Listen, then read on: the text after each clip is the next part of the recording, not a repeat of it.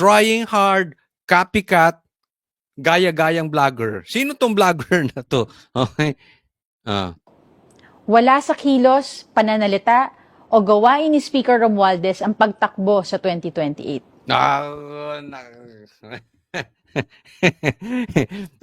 Wala daw kay Romualdez ang sa isip niya ang pagtakbo sa 2028. Taas ang kamay ng naniniwala dito sa pitit na princess na to. Hindi ba't ko nasasabi? Pitit. Ulitin ko, nabanggit ko na to sa ibang vlog ko. Kasi yung princess ang pumapasok talaga sa isip ko, yung mga tipo ng mga Snow White, yung mga ganyan, Cinderella, yung mga pitit ba? Di ba? Princess.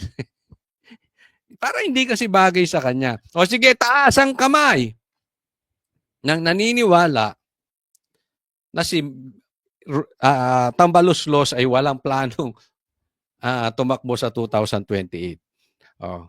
Habang kayo sumasagot, may ipapakita ako sa inyo, ha? Ito pakita ko. Ay, wait. Ay,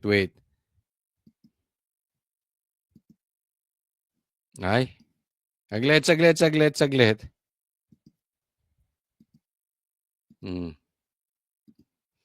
Ayan, nakikita nyo? Alam nyo, post yan ng Manila Bulletin sa sa Facebook. Tingnan nyo yung yung tumatawa 17,000. Tingnan mo, Martin, pinagtatawanan ka, ayaw talaga sa'yo. Kaya siguro, naisip mo, hindi ka natatakbo. Pero ako, hindi pa rin ako naniniwala. Hindi ako convinced. Plinano mo yan. Kaya nga sabi ni Tatay Digong, trinabaho mo yan, gusto mo maging Prime Minister. Kaya ka nga PI ka. Di ba yung People's Initiative, yung nagpapapirma siya? Naku, para ipang parang kang presidente na papicture ka dyan sa mga sundalo, sa mga pulis, dalaw ka sa mga uniform men, talagang naghahanda ka na. Kaya lang ang reaksyon ng taong bayan, Manila Bulletin yan. 17,000 pinagtatawanan ka, ang nag-approve 1,500. Not even 10% ang approve sa'yo. May 194 pang ang galit. Di ba? Alam mo, tama ba sabihin ko sa'yo, ha? Para matanggap mo. Kayong dalawang pitit na mag-amo, hindi ka gusto ng taong bayan. Ilan lang ba nakuha mong boto? 200,000 lang ata eh. Mas marami pa subscribers sa'yo ng mga vloggers. Hindi ka talaga mananalo. At wala kang kaapil-apil. Saan ka nakakita? Speaker of the House, hindi marunong mag-speak. Di ba? Speaker of the House, kumuha ng spokesperson.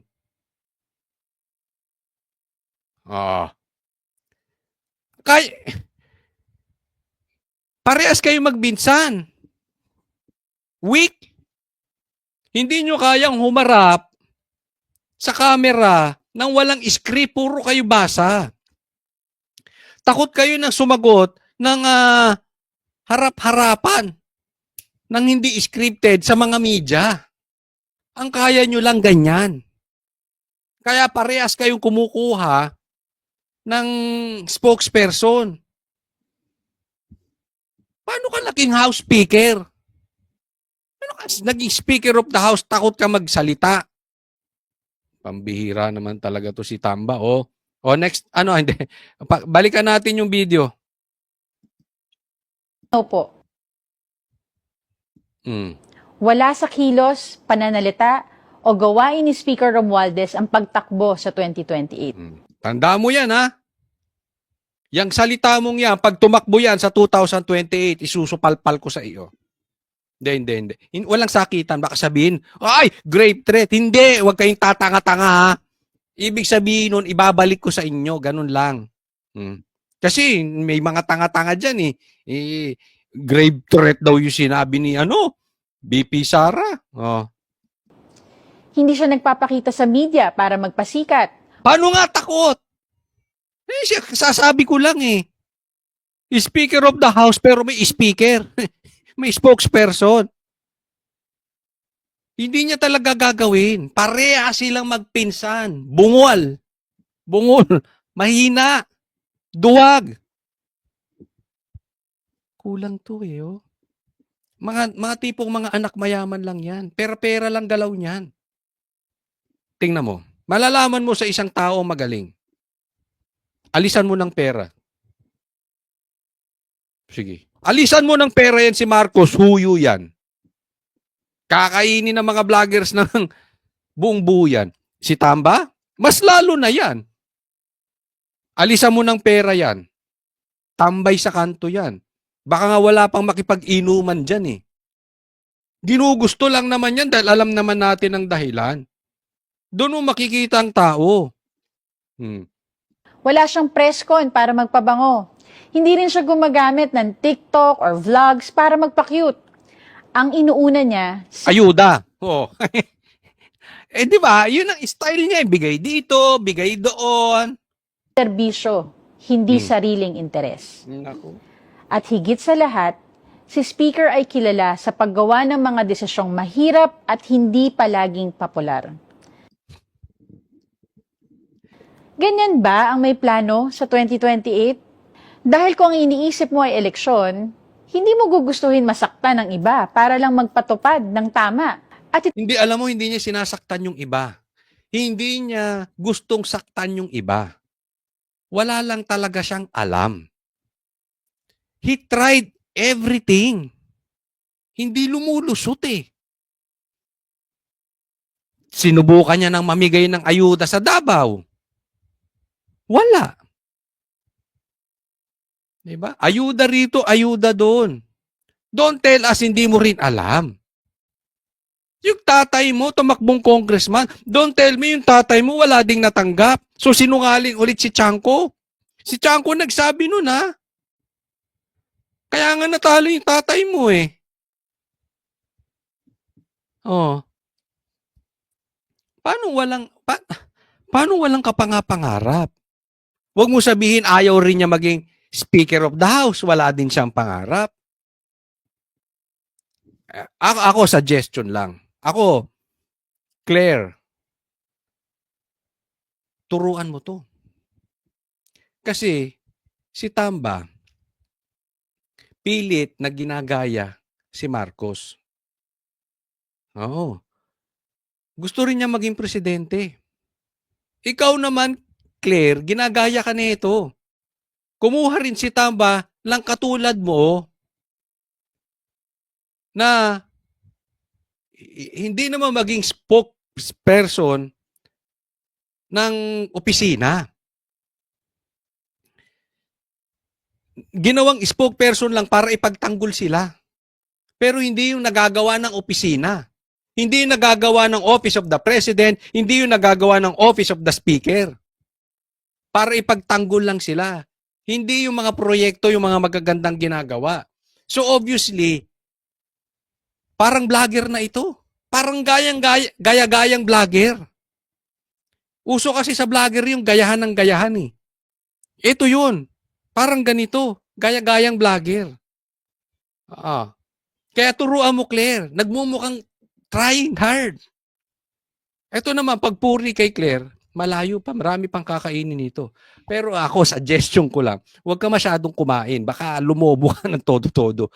Kalma lang, baka ma-high blood kayo. Dalawa pa naman kayo malaki ng amo mo. No? So huwag masyado kayo magkakakain. Basta stick lang kayo doon, matuto, 'di ba? Matuto kayo, wag kayo or ako Tamba, sa tingin ko palitan mo ito. Mahina, basa rin eh. Tingnan mo, nagbabasa lang din eh. Malayo pa to. May isasuggest ako mga babaeng vlogger na parang si Claire, yung palengkera. Ang dami. At saka solid sa inyo yun. Abutan mo lang ng magkano yun. Ay, bigyan mo lang ensimada o dalawahin mo, tatlo mo. Magsasalita na sa iyo yun. Naku. Gusto mo. Di talaga. May isasuggest ako. Oo. Baka mas maayos pa kay Claire.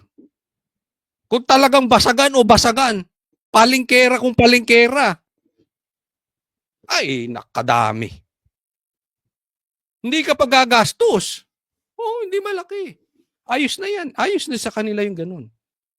Masaya na sila mapansin, ma-TV, tapos, pero dagdagan mo naman yung ensimada. O, dagdagan nyo. Huwag naman masyadong abusado. Sabihin nyo lang kung magsasuggest ako. O kayo mga manonood, baka meron kayong mga masuggest dito, yung kayang talunin, yung vlogger na gagawin nating spokesperson na pwedeng talunin yung pagiging palengkera ni Claire. Suggest kayo dyan, suggest. Baka mabasa nila. Kunin nila.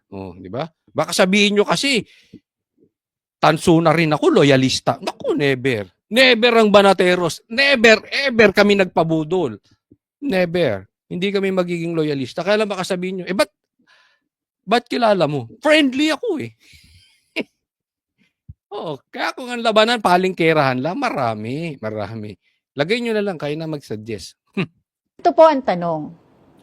Di ba kayo nagtataka kung bakit pilit nilang pinupunterya ang isang taong sinasabi nila hindi naman lumalabas sa survey bilang kandidato sa 2028? Paano? Siya nga, bakit daw pinupuntirya si Tamba? Kasi siya nagsimula eh. Alam naman ng tao, yung pagkabiyak ng unit team, nagsimula kay Tamba. Sinasabi nga ni Aimee, yang si Tamba ang bulong ng bulong sa kapatid niya. Kaya nagdidiskaril yung kapatid niya. Kaya nagkakaloko-loko yung administrasyon ng kapatid niya. Si Tamba yun, sinasabi. Sino ba yun? Si Lulong at saka si Lulang? Ewan ko sa inyo. Ikaw naman, napaka-in denial mo naman, princess. Baka naman ginagamit lang nila si speaker para mambastos, para magpatawa, o para magpakitang tao sa publiko. Naku po, walang influence si speaker. Natatawa ko gagamitin si... Alam mo, ang ginagamit, may influence. Bigyan kitang halimbawa. Ang dami dating minumura si Tatay Digong. Ngayon, andi dito na. Bakit? Kasi kagamit-gamit ang Duterte. Malakas ang influence. Si Tamba, walang influence. Meron siya pera. So, hindi gagamitin yan para atakihin si Tamba since walang makukuhang pera. Nagigets nyo? Kasi wala naman siyang influence eh. Walang pakinabang sa kanya. Unless pera-pera ang usapan. Ala ka naman bigyan niya ng pera yung tumitira sa kanya. Kagago naman nun. Di ba hindi? Pero huwag tayong maglokohan. Magpatawag ng press con si Tamba. Wala halos pupuntang vlogger dyan. Bakit? Walang views yan eh. Walang karisma yan. Don't tell me wala kang alam. Don't tell me hindi mo alam yun. Walang Sa totoo, kung influence ang pag-uusapan, derechahin kita. Princess. Walang bilang si Tamba. Wala. Ang bilang lang yan, pagbigayan. Ayuda-ayuda. Yan. May bilang siya. Other than that, sa Pilipinas, wala yung bilang. Kung may checklist ng pagiging presidentiable, mukhang may ilan pong gustong makaperpekto. Pero si speaker, wala sa checklist. Nasa trabaho. Anong nagawa niyan? Tingnan mo yung probinsya niyan. Baka yung bahay lang niya malaki. Yung probinsya niya hirap. Yung probinsya ba niyan didikit sa ganda ng Davao? Anong nagawa? Sige nga. Anong lihitimong nagawa niya? Ano? Puro nga perwisyo nagawa niyan eh. Nang dahil dyan. Hindi na tayo natapos sa bickering, sagutan, talastasan, banatan. Because of him. Mahalaga ang respeto sa kapwa lingkod bayan. Pero mas mahalaga ang pagrespeto sa katotohanan at sa pera ng taong bayan. Nako, ikaw pa, siya pa ang may respeto sa pera ng taong bayan. Yung blank items, magic nga yan eh. Yung bicameral, scam nga daw yan na ginawa nyo dyan sa blank items. Ano yung sinasabi ni Chanko? Ginamit nyo pera ng taong bayan as pork barrel? Ayuda, tinanggalan ng PhilHealth. Dinagdagan ng ayuda. Lahat na lang ng klase ng bigayan. Anong sinasabi ni Magalong? Ang laki ng bigayan nyo, may 7-7 na, may 3-3 pa. Ano pa? Anong numero pang bigayan? Kaya kita mo, pinagtatawanan kayo sa Facebook. Wala kasing naniniwala. Mabigat po ang mga personal na banat. Pero mas mabigat Hindi personal yun. Anong personal doon? Ayuda personal? Pork barrel personal? Huwag nyo dalhin na sabihin nyo na ad hominem kami, pinepersonal. Hindi, issue po tayo. Issue po pinag-uusapan natin. Pera ng taong bayan pinag-uusapan natin dito, hindi yung personal. Ichinismis ko ba sila mag-asawa kahit may alam tayo? Hindi naman ah.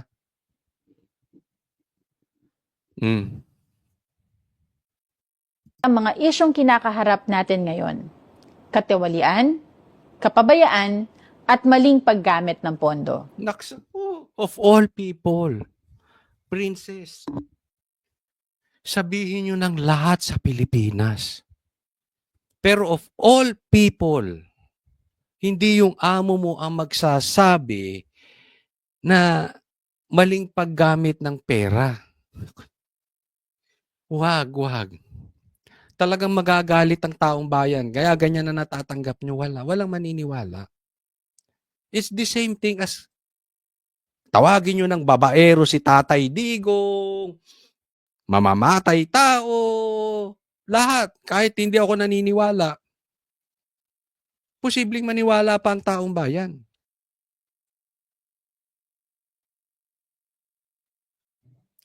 Pero isasabihin nyo, magnanakaw ang Duterte, walang maniniwala. Same thing dyan, kay Tamba. Yung sasabihin nyo na yung maling paggamit ng pera, wala siya sa posisyon magsalita niyan, princess.